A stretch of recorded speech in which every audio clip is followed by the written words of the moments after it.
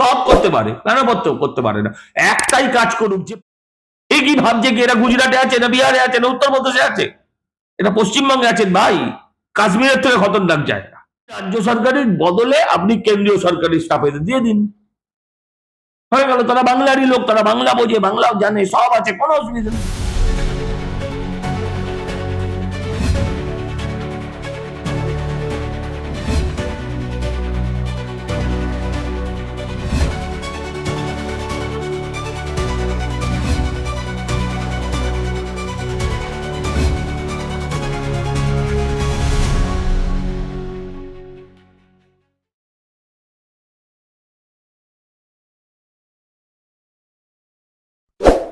দাদা, কলকাতা এবং তার যে পার্শ্ববর্তী এলাকা সেখান থেকে একের পর এক জঙ্গি ধরা পড়ছে।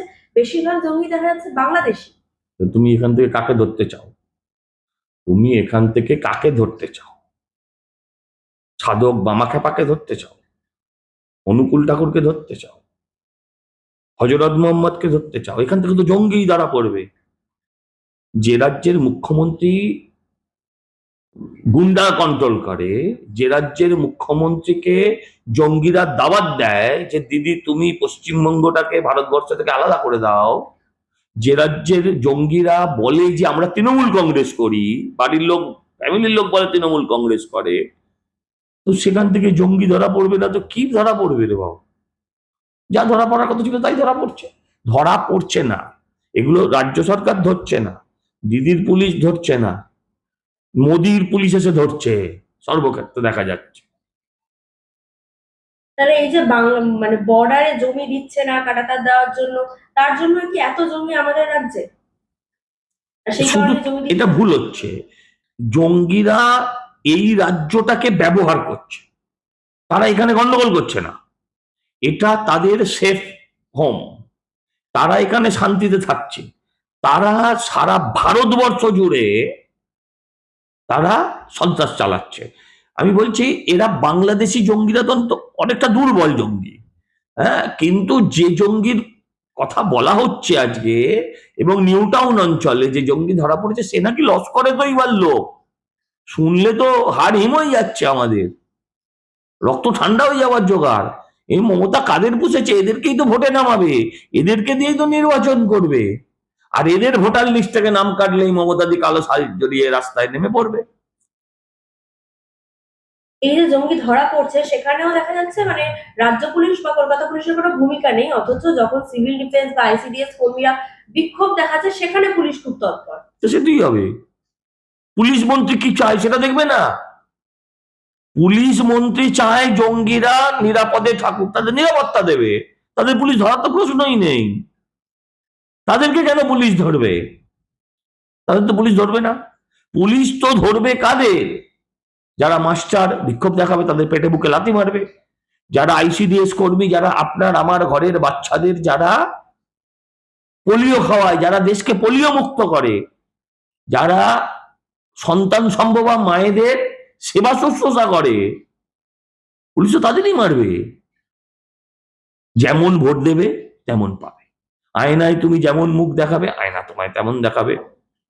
এটা বাংলার মানুষকে সিদ্ধান্ত নিতে হবে যে ১,৫০০ টাকা, প্রথম বলছি ভাতা নিন, সিদ্ধান্ত নিতে হবে ১,৫০০ টাকায় নিজেকে বেচবো না বেচবো না, আমার ভোট ১,৫০০ টাকায় বেচবো না বেচবো না। একটা পাঁঠার দাম অন্তত পক্ষে ২০,০০০ টাকা, আর এই বাঙালিদের বলির পাঁঠা বানাচ্ছে ১,৫০০ টাকা। এই ১,৫০০ টাকায় নিজেকে বেচবেন না বেচবেন না, আপনি সিদ্ধান্ত নিন। পয়লা মার্চ থেকে রাজ্যে মোতায়েন করা হচ্ছে কেন্দ্রীয় বাহিনীকে, কিন্তু এই কেন্দ্রীয় বাহিনী তো কলকাতা পুলিশের কন্ট্রোলে থাকে। কতটা নিরপেক্ষভাবে কোনো কাজ লাভ করবে? হবে না, খবর হবে রাস্তা দিয়ে গট গট গট গট করে হেঁটে যাচ্ছে, টিভিতে দেখাবে ভারী বুটের আওয়াজ, কোনো কাজ হবে না। পরে দেখা যাবে ঘটনার দিন হাজারদুয়ারি করছে। এই কেন্দ্রীয় বাহিনী যতক্ষণ না রাজ্য সরকারের হাতে আসবে, এই কেন্দ্রীয় সরকারের হাতে আসবে, ততক্ষণ আপনি কিছু করতে পারবেন না। রাজ্য সরকারের হাতে এলে এই কেন্দ্রীয় বাহিনীর বদনাম হবে উল্টে, ওরা বলবে ভোট তো কেন্দ্রীয় বাহিনী দিয়ে হয়েছিল, তাহলে আবার এই ভোটে হামলার কথা, রিগিং এর কথা বলছেন কেন? এ কথা বললে দায় কেন্দ্রীয় সরকারের। যেমন ভাবে আজকে জঙ্গি অনুপ্রবেশ হলেই দায় দিয়ে দিচ্ছে কেন্দ্রীয় সরকারের ঘাড়ে, ওরা যে জমি দিচ্ছে না সেটা তো আর বলবে না। তার মানে এই কথাটা একদম সত্যি যে কেন্দ্রীয় বাহিনী আমাদের রাজ্যে এলে বিক্রি হয়ে যায়। বিক্রি হবে কেন? কেন্দ্রীয় বাহিনী একটা প্রফেশনাল সংস্থা। তারা এই তোলামুলি পুলিশদের মতন যেখানে যেমন ইচ্ছা করবো আমার নিজের ইচ্ছায় করতে পারে না। এরা নির্দিষ্ট নির্দেশে চলে। এদের অপারেটিং কমান্ডার যারা এদের পরিচালক থাকবে তারা যা নির্দেশ দেবে ওরা তাই করবে। এদের নির্দেশই দেবে না। রিগিং হবে গলির ভেতর, ওদের ঘোরাবে বড় রাস্তায়, আপনি সারাদিন ধরে টিভিতে ছবি করবেন, আপনার পোর্টালে ছবি করবেন, ব্যাস আমরা সেটা দেখবো বসে বসে। বিরাট কেন্দ্রীয় বাহিনী এসছে লাখে লাখে, ভোটের দিন ক্যাচ কলা।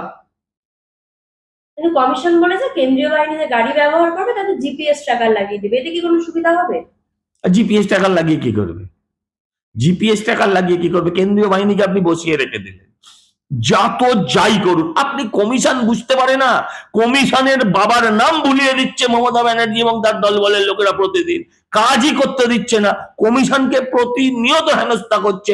যে কমিশনের প্রধান তাকে জ্ঞানেশ কুমারকে ভ্যানিশ কুমার বলছে, সুপ্রিম কোর্টে চলে যাচ্ছে, রাস্তায় হামলা করছে, তার অফিসে ঢুকে পড়ছে। তারা কি ভাবছে তারা ভোটটা ভদ্রভাবে হতে দেবে? জিপিএস দেবে?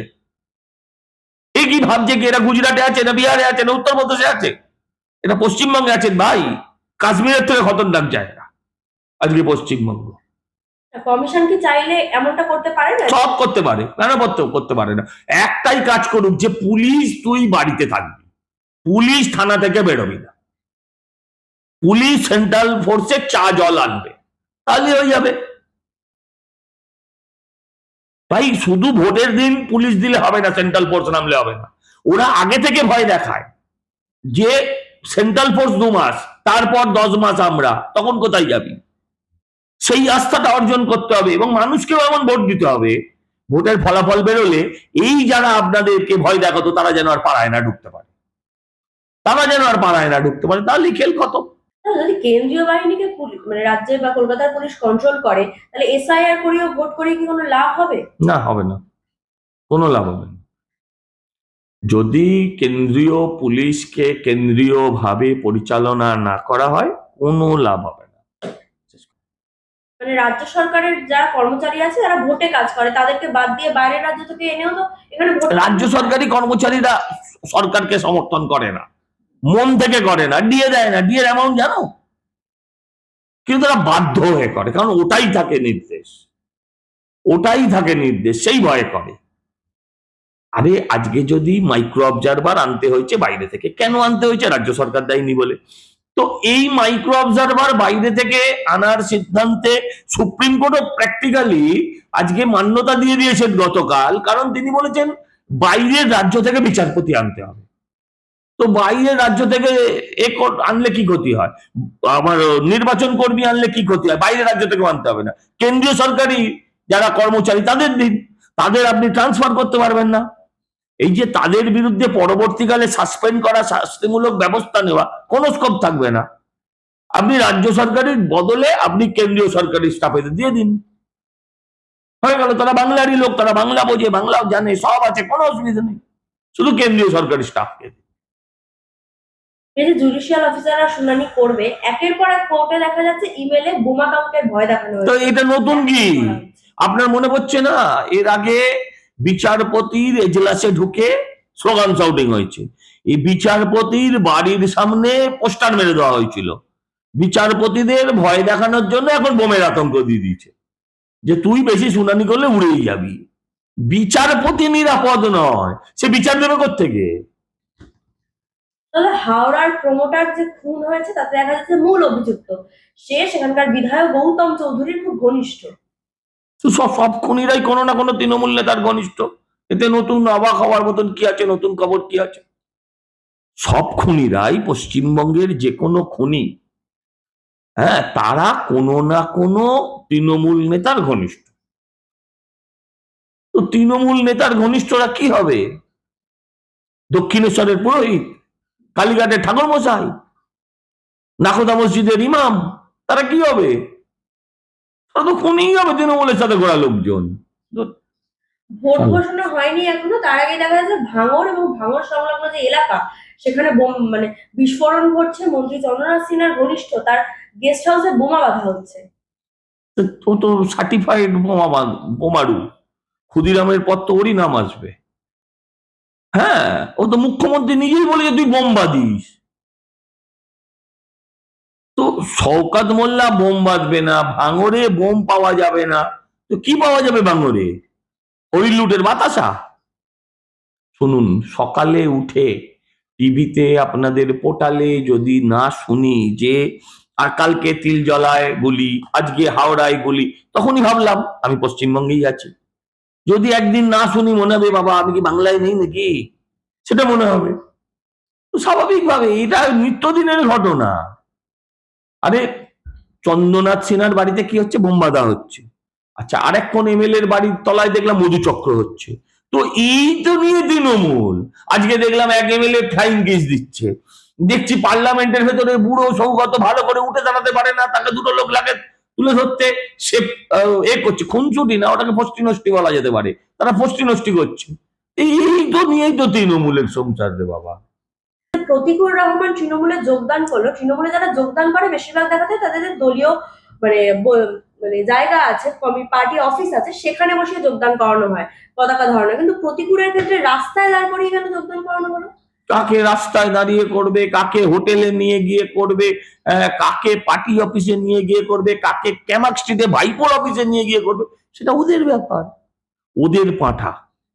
ওরা লেজে কাটবে কি ওরা গলায় কাটবে ওদের ইস্যু, ওরা ওকে বলি দেবে না কুরবানি করবে ওদের ব্যাপার, আমাদের কি যায় আসে?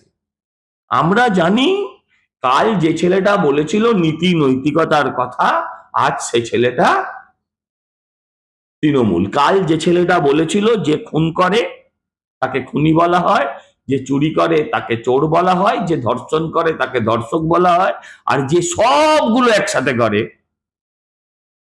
তাকে তৃণমূল বলা হয়। আমি সেটাকে বলছি তাকে এখন প্রতিকূল বলা হয়।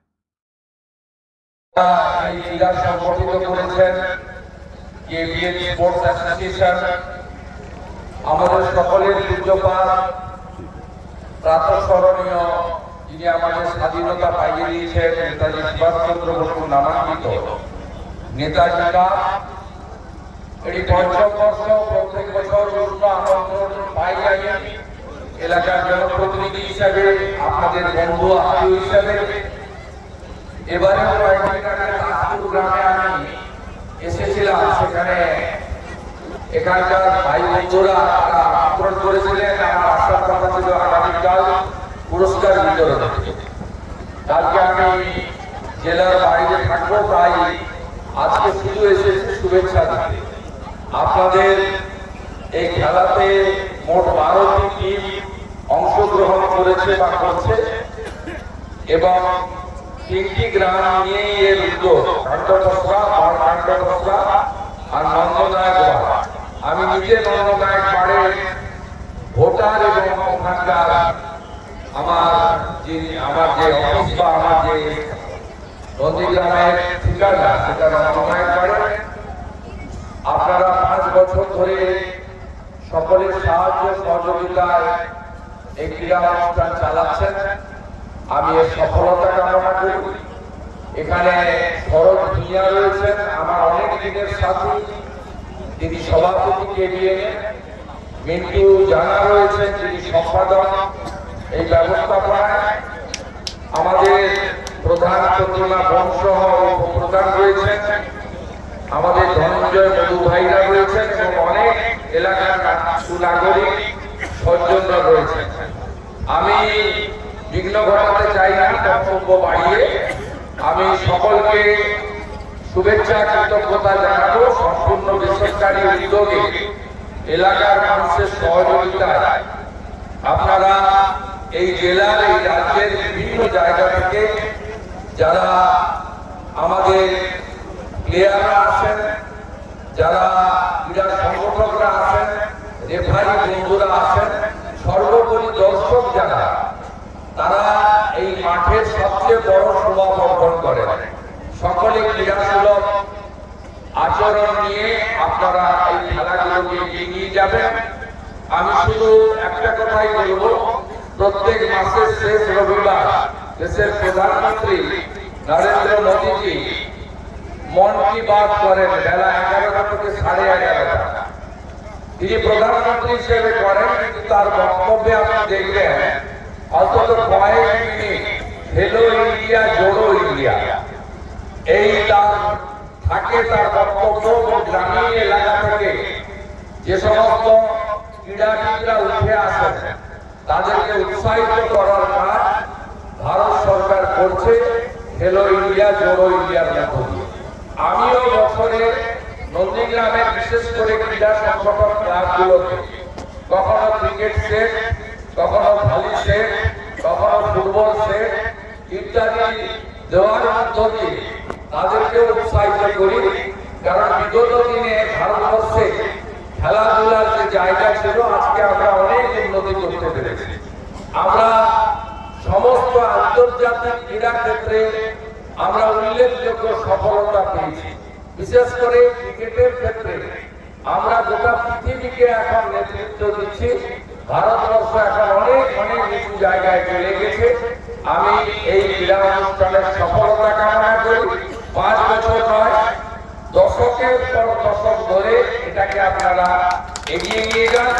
মাননীয় প্রধান উপপ্রধান আছেন, যদি কোনো সরকারি জায়গা মাঠ থাকে সেখানে যদি ক্রীড়া একাডেমি, ছোট স্টেডিয়াম ইত্যাদি বানানোর ক্ষেত্রে আপনাদের কোনো প্রস্তাব বা উদ্যোগ থাকে, আমি সেই বিষয়ে সহযোগিতা নিশ্চিতভাবে করব।